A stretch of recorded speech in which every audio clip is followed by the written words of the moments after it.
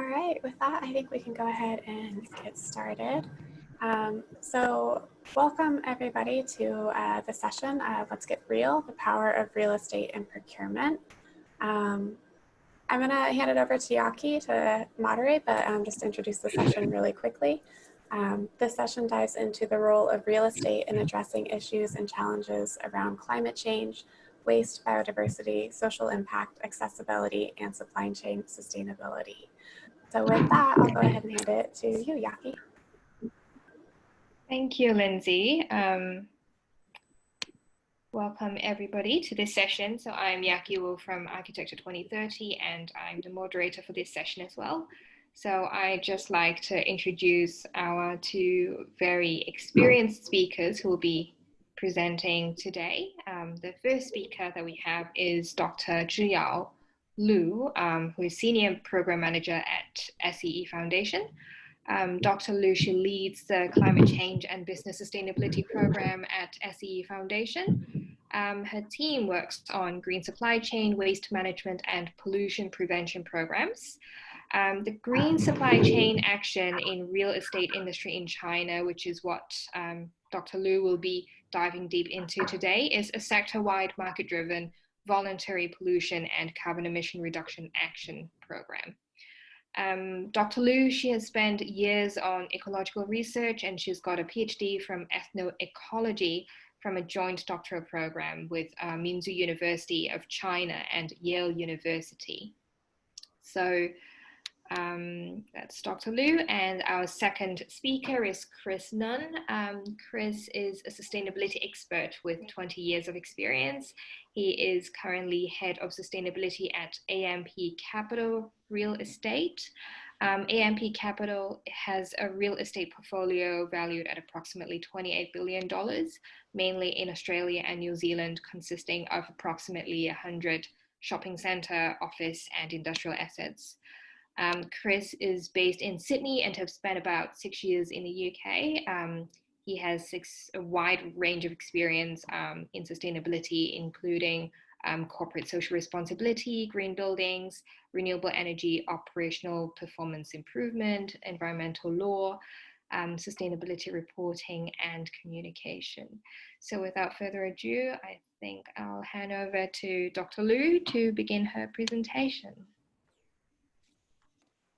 Okay, thank you, Yaki, for the introduction. And it's my honor to have the opportunity to present my program here. And the program we are going to talk is the Green Supply Chain Action in Real Estate Industry in China. We have a slogan for this program. We call it Green Only Procurement. And first of all, hold on. I'd like to do a brief introduction about SEE Foundation. So we are founded in 2004, and SEE stands for the Society of Entrepreneurs and Ecology. It's a local environment NGO in China. We have the mission of protecting the environment through supporting the Chinese civil society organizations. And the biggest feature of our organization is that we have many entrepreneurs as our members. So now we have about 900 members and in 29 project centers across China. And we also has supported the environmental protection work of about 700 Chinese NGOs with a total expense of more than $103 million. And another feature of our organization is that we have many entrepreneurs in real estate industry. So that's why we can initiate this program in real estate industry. And besides of that, we also have some other like background introduced about why we want to introduce, what we want to initiate this program. So let's taking the carbon emission as an example. We know that, so the carbon emission from the global construction industry is account for 28 of the global carbon emissions. And in recent years, the China's construction industries account for about 19.4 of the national total carbon emission. And also we can see that in the supply chain, the suppliers like the steel, the cement, and aluminum, they also are very high carbon emission industries. So we think that if we can do something about the industries in the real estate industry in China, probably we can do something about the carbon emission reduction. And the second part is that, let's look at the pollution part. We can see from the paragraph that the industry emissions has a large share in the term of PM 2.5 emissions. And also the paragraph on the right especially provides that with the industry emissions, the steel and the cement productions accounts for more than 40% of the total industry emissions.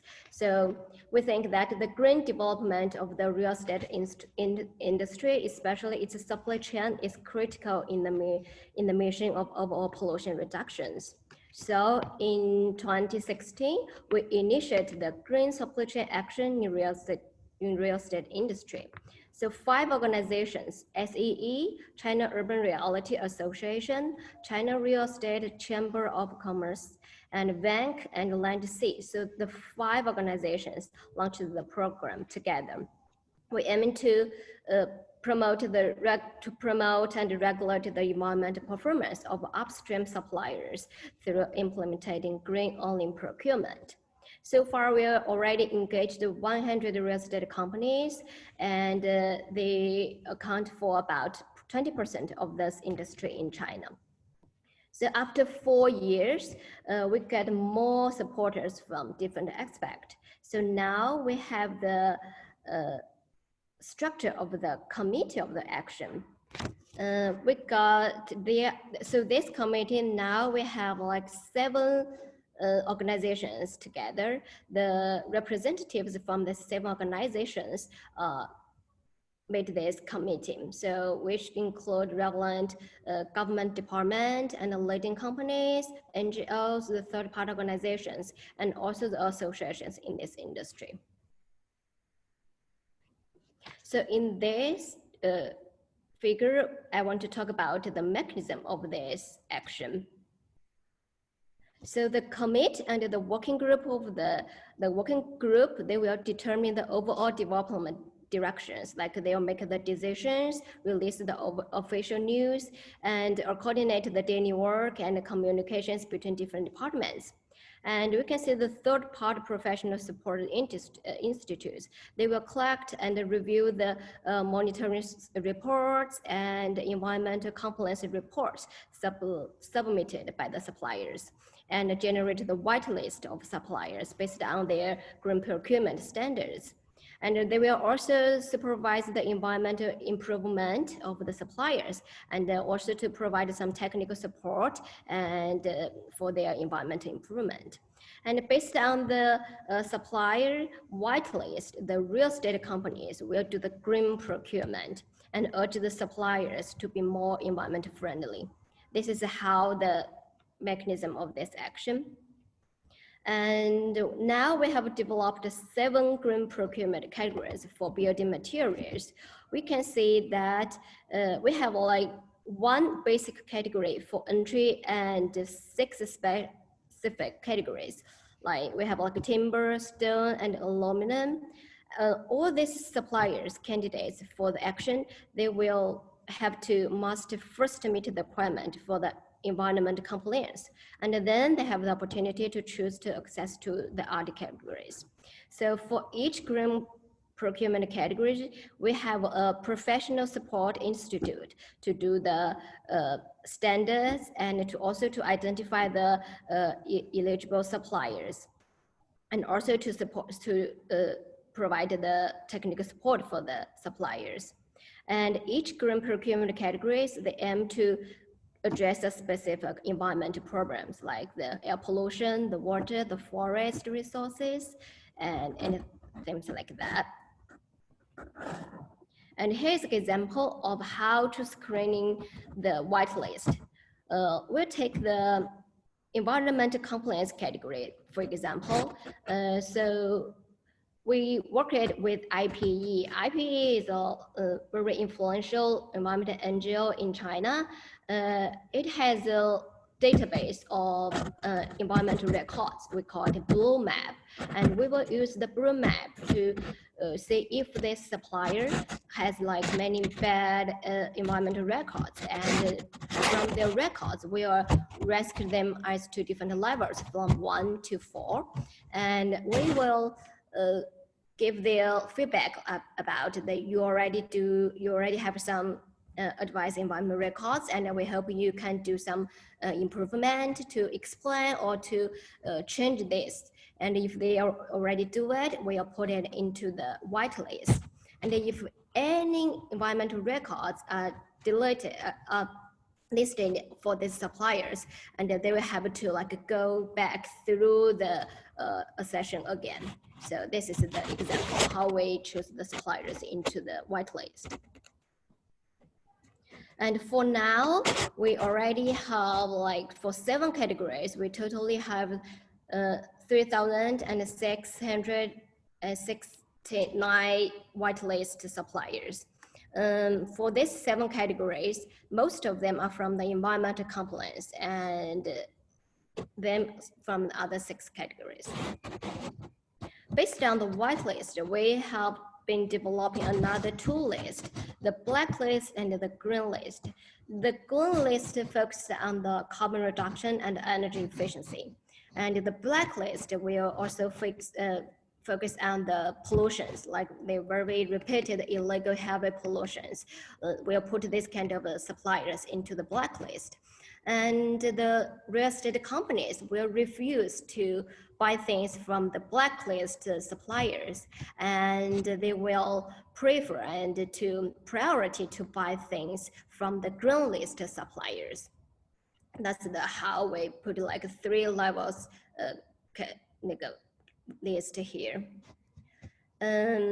So we already have the mechanism. We already provide the whitelist, green list, and red list. And another thing we'll do is that we will teach the companies how to use this kind of list and how to use our green standards. So we'll do many green procurement trainings, like last year, we already trained more than 130 managers from 40 real estate companies. And this year, because of COVID-19, we can do the offline activities. So we also train them online. We already trained like 47 managers and training about 200 people online. And also we want many companies could use our whitelist to do the green procurement.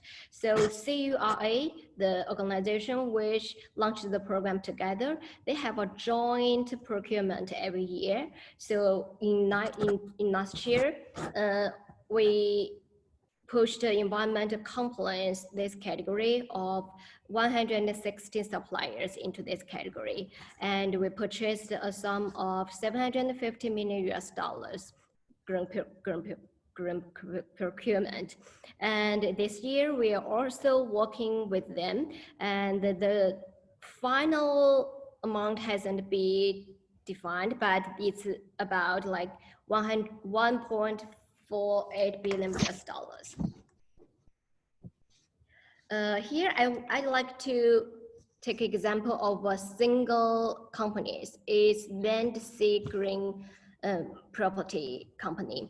So some of the companies like Land-Sea, he participated in this action very deeply. They did like 3 kind of things. First, they will implement the green supply chain standards, like they will buy according to the whitelist to do their procurement. And the second is that they will also create like a new standards for a category. So in the 6 categories, 1 is from the Land-Sea, and the third part is that they urged many of their suppliers to be more environment friendly. So they have promoted like, okay, the number is 201 supplier companies, and from the Blue Map, it's like they really influence many upstream suppliers from land sea. So we are trying to engage more and more companies doing like land sea. So we create a award named Elite Habitat Awards, the Green Supply Chain Enterprise. So last year, there are 4 companies got this award. And this year, we're also trying to award some like companies which is doing very good green procurement things.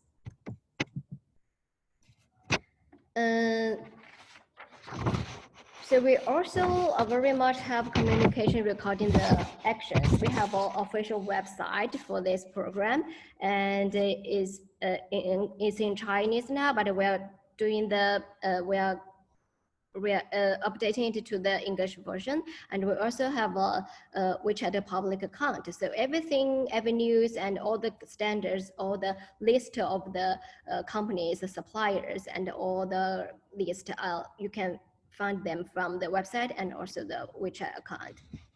And the influence of the action is not only in China, so we also have been active on the international stage. So for the past 4 years, every year we went to the COP and to present our program here.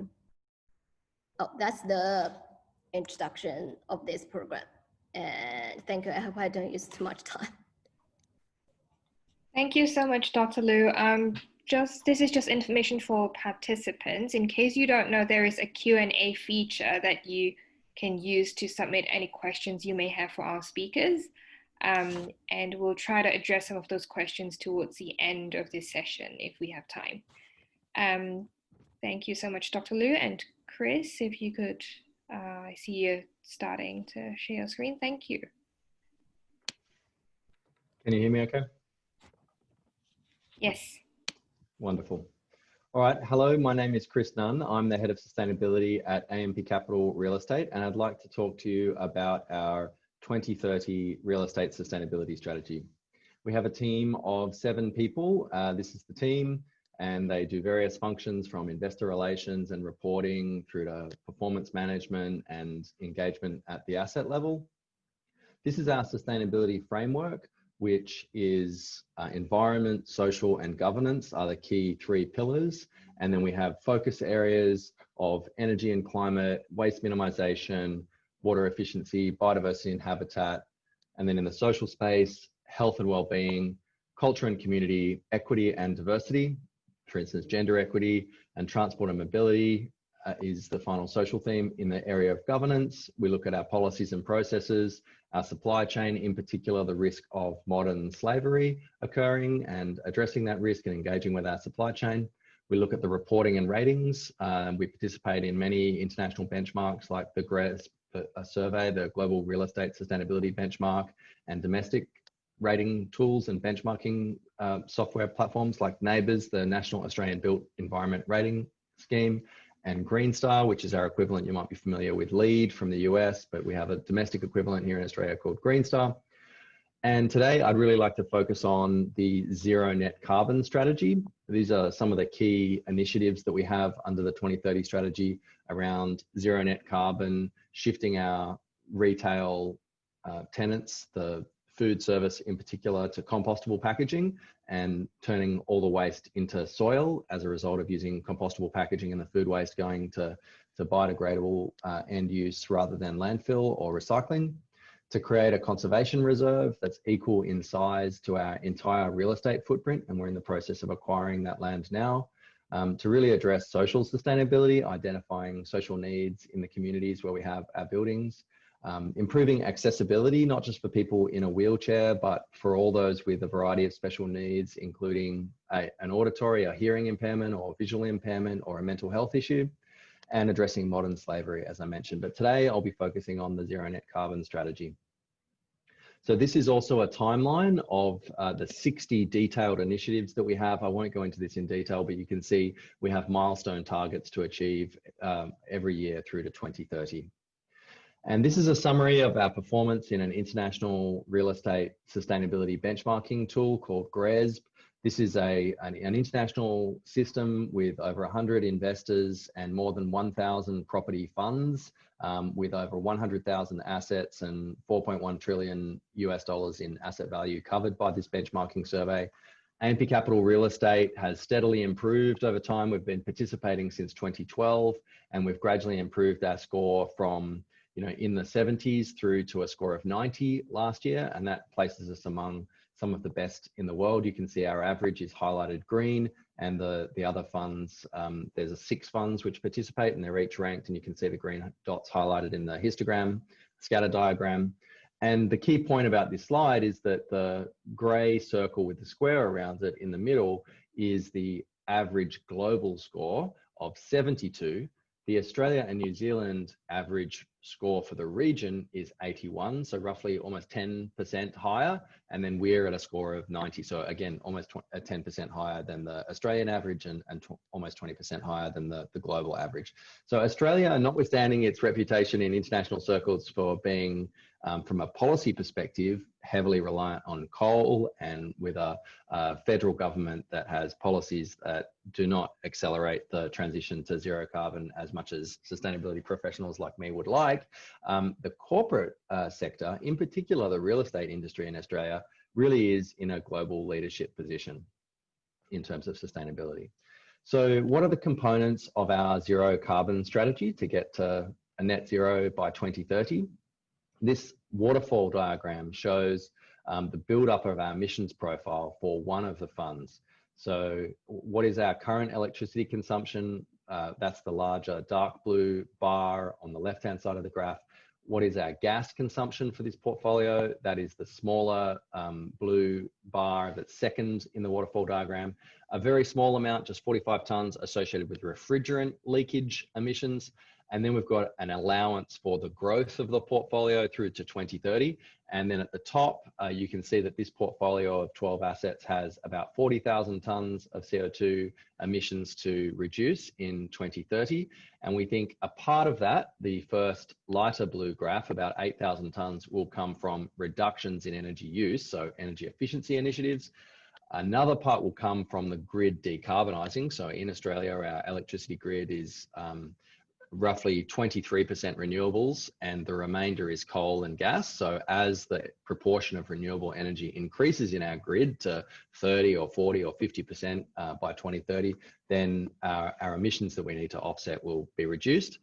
And the largest part of our emissions reduction story in getting to zero carbon is around the purchase of renewable electricity to power the buildings. So you can see that really gives you a perspective, a sense of context around the emissions reduction opportunities.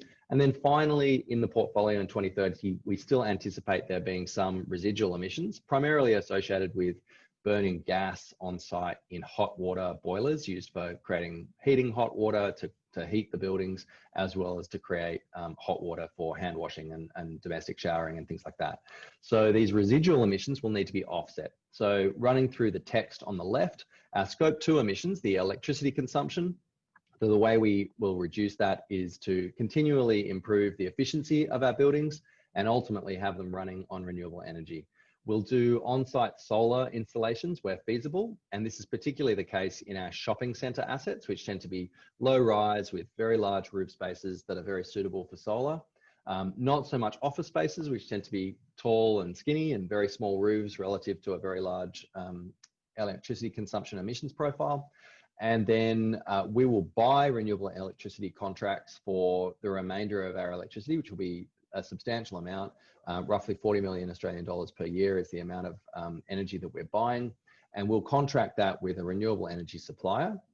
And then when the sun isn't shining or the wind isn't blowing and we can't get our renewable electricity from that supplier, we'll do what's called firming. And that is to source renewable electricity from elsewhere in the grid, or to use what we call renewable energy certificates, which are tradable certificates for an amount of renewable energy produced. So you can buy them even when to offset over the course of a year any deficit in the amount of energy that's been produced from the renewable energy institution you're contracting with.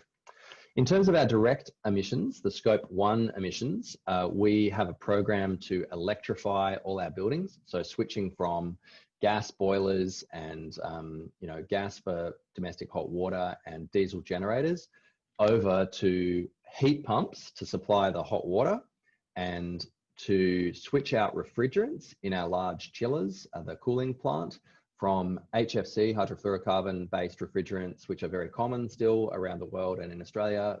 The ones we use typically are R123A and R410A, to the HFO new generation of refrigerants, which are both zero ozone depletion potential and very low global warming potential, typically a global warming potential of just 1, so the equivalent of CO2. And that new generation of refrigerants is categorized in the International Refrigerant Classification System as R1234YF and R1234ZE. And we have a large building that's just using R1234ZE for the first time. So we're starting to see these chillers getting installed at our new buildings, and as chillers come to the end of life, we're replacing them with new HFO refrigerant machines. And in the longer term, between now and 2030, we see the phase out of our end-of-life diesel generators and their replacement with batteries as they become more cost effective. And finally, there'll be some residual scope 3 emissions, which I mentioned, and we will offset those, buying offsets, and we'll also use the purchase of a forest, the conservation reserve that we'll buy, to generate carbon emissions and use them to offset some of our emissions as well. This is, I'll just do a case study on one of our new buildings. This is the famous Sydney Harbour, and you can see the AMP sign on the short building at Circular Quay near the ferry wharves there, and a computer rendering of a building behind with a glass shaded facade, which is shown on the left. So this is what we call Quay Quarter Tower, which is our newest office building. Some of the sustainability features in this asset are that it will have external shading, an HFO chiller, it will have variable air volume supply of cooling in the core, and it will have chilled beams on the perimeter around the edge, and it will reuse the concrete core of the existing building. So there's a big embodied carbon saving there, which I'll talk about in a minute. And we'll also use compostable packaging in the retail food court.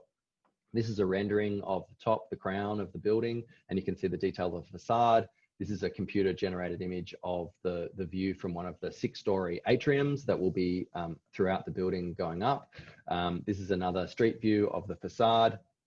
And this is a view of the retail podium, which will have a large central daylit atrium and a green roof, a walkable green roof where people can go and have their lunch and enjoy the views. This is the existing older building, which was a 1980s office tower, the large building in the center of the frame highlighted red. And you can see the computer rendering here of the new building, Quay Quarter Tower, which will be built on the existing structure and roughly double the floor plate of the existing building. So this is the image of the existing building. The red shows the parts that are being demolished, and that's what happens when the building's northern facade is stripped back to the concrete core at the elevator shaft, the lift shaft. And then this green shows what is added with structural, new structural columns, new structural beams, new slabs, to roughly double the floor plate from 1,100 square meters per floor to 2,200 square meters per floor. And this is a cross section. This image shows the way that the slab is truncated back to the lift riser. And some statistics here about the carbon savings. So it roughly doubles the floor plate. We've retained about 65% of the structural columns, beams, and the slab, and 98% of the structural walls. And this results in a significant carbon emission saving, roughly 8,000 tons of CO2e saved by the embodied carbon retention of the existing core, which is equivalent to about 2 years of operational carbon emissions of the building. So a big embodied carbon saving. This is the first time in the world that the reuse of a core has been attempted at that scale. And this is a brief note on climate resilience, how we're proposing to adapt to the impacts of climate change. We use the Intergovernmental Panel on Climate Change RCP 8.5, which is in the line graph on the top right of the image, the red line, which is the worst case, the average of worst case scenarios. And what we see in Australia in the table below is you can see that for many of the Australian cities, heat stress, as we get hotter temperatures in summer, is the primary impact, as well as storm damage. So heavy rainfall, potentially with hail, high wind speeds, potentially dislodging roof sheeting and causing other damage to buildings.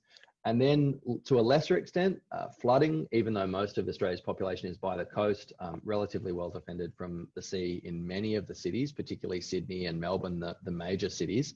But in some of the smaller locations like the Gold Coast, which is a popular tourist destination right by the sea, flooding is a serious issue, as well as coastal inundation. So we've done the analysis on climate resilience, and we have mitigation strategies for all of our assets to make those buildings more resilient. And finally, just a touch on the link in Australian real estate between strong sustainability performance and building returns, so income generation from real estate assets. We find that the more sustainable assets deliver more stable income through the cycle. In a property downturn, we have a city called Perth in Australia, which is largely dominated by mining activity, and it is quite cyclical. So you have these high periods of vacancy, and then offices are extremely in demand, and then they're largely vacant. But the best buildings, the greenest buildings, have low vacancy rates through the cycle. So you get more stable income through the cycle from green real estate. And those best buildings are always in demand. And we have found that there is green alpha, or a green premium, for buildings that are rated using energy performance rating neighbours. The higher rated buildings, this is a 6-star scale, buildings with a 5 or a 6-star neighbours rating are the best. And these dark blue graphs show the higher returns associated with higher neighbours rated buildings versus the office average, which is generally 3.5 to 4-star neighbours rating on average. And there is a 50 basis points return premium over 3 years for the green rated assets. So 0.5% improved return, total return on the green assets relative to the non-green assets. And that's largely attributed to the lower operating costs from the energy savings, the lower vacancy rates, which translates to longer weighted average lease expiries, and also higher rents. And those things contribute to increased valuations and capital values, and therefore higher returns. And so that is everything I wanted to say. In summary, we feel, as a result of the international benchmarking, such as using the Global Real Estate Sustainability Benchmark, GRES, that Australia is a leading region on sustainability, or ESG matters, environment, social governance matters, in the real estate sector. And we find that many of the Australian real estate companies, like us, have a zero carbon target by 2030 latest. And many of us are attempting to achieve zero carbon much sooner. One of our funds, we hope to have zero carbon in the next year or two, and the whole portfolio probably by 2022 or 2023, we hope to have zero carbon. So well in advance of our 2030 target date.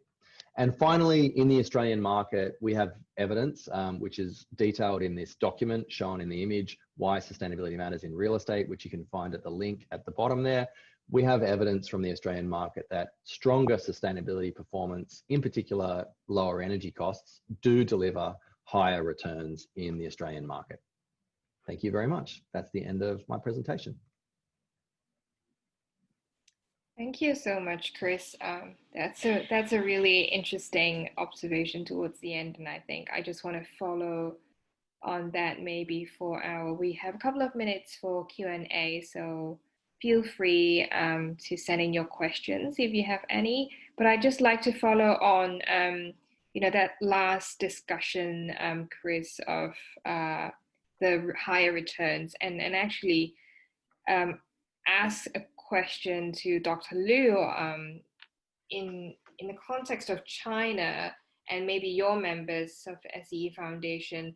Are they motivated to be part of this green supply chain program and care about sustainability because they see a higher return, or are there some other reasons that motivate them to take action? Thanks for the question, Yaki. I think there are several reasons for that. First, I think it's from the policies.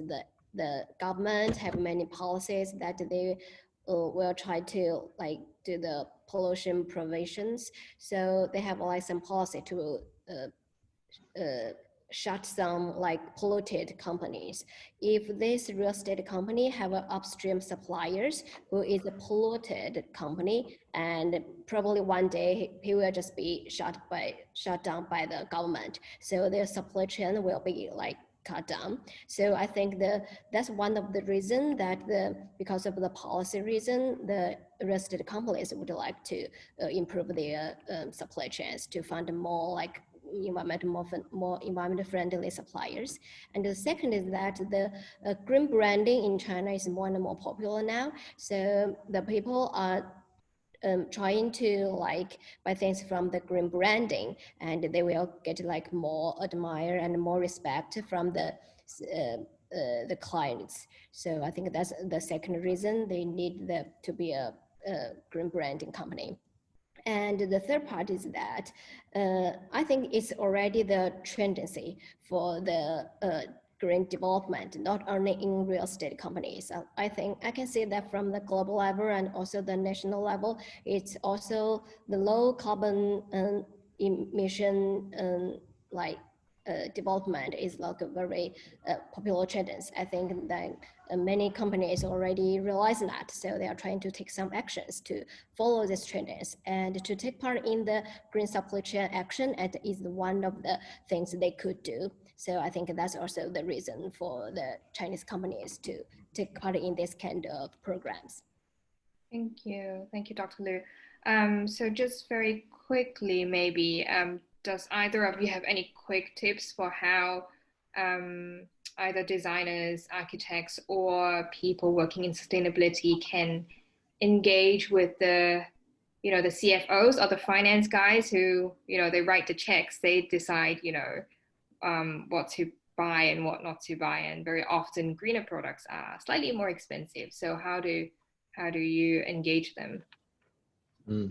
If I may, I do think that it's very important to make the business case on sustainability and to speak with the finance team or the financial feasibility, the decision makers, so that you can influence them early at the feasibility stage, preferably, and the concept stage, rather than leaving sustainability. Too often it's left too late in the detailed design stage, and that then only small changes can be made to the efficiency of the services.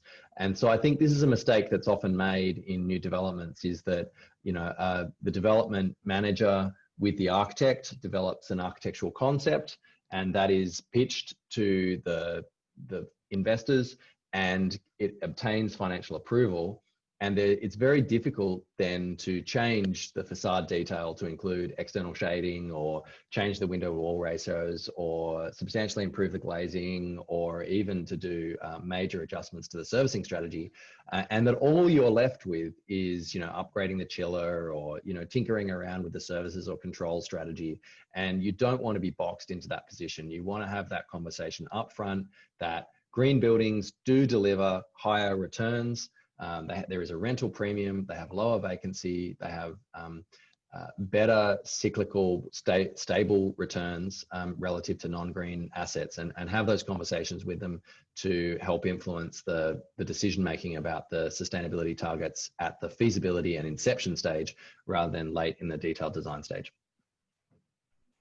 Perfect. Thank you so much, Chris. I think yeah, time is up. Thank you so much, both of you, for your excellent sharing. I'm sure the attendees will have learned a lot. And if there are still other questions, you guys can submit it in the Q&A, and I think we'll try to get the speakers to address them in writing and post the answers on the website.